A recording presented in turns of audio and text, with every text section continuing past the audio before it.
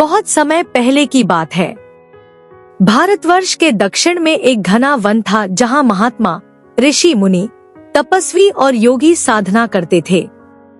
उसी वन में एक मातंग मुनि नामक महान ऋषि का आश्रम था। इसी वन में कहीं दूर एक छोटी सी जनजाति में जन्मी एक बालिका थी, शबरी। वह बचपन से ही दयालु और शांत स्वभाव की थी, लेकिन उसका परिवार था कठोर, रीति रिवाजों में जकड़ा हुआ। एक दिन उसके घर वालों ने पशु बलि की योजना बनाई, जिसे देखकर शबरी बहुत दुखी हुई। वह वहां से भाग निकली, अकेली, भूखी, डरी हुई।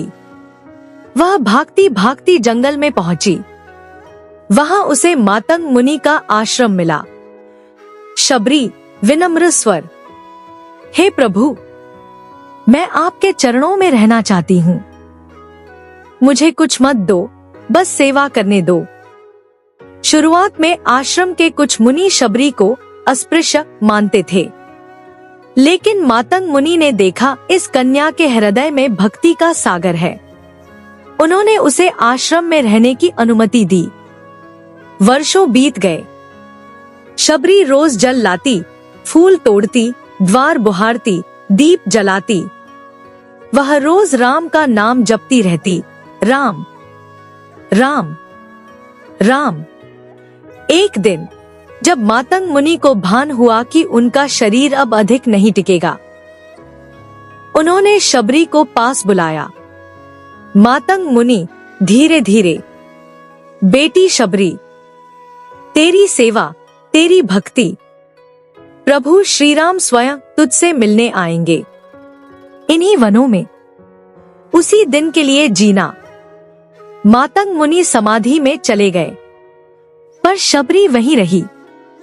हर दिन एक जैसी दिनचर्या, फूल सजाना, आश्रम को सजा कर रखना और राम की प्रतीक्षा।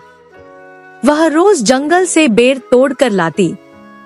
एक बेर खुद चखती, कौन सा मीठा है, कौन कच्चा, और केवल सबसे मीठा बेर एक पत्ते की कटोरी में राम के लिए रखती।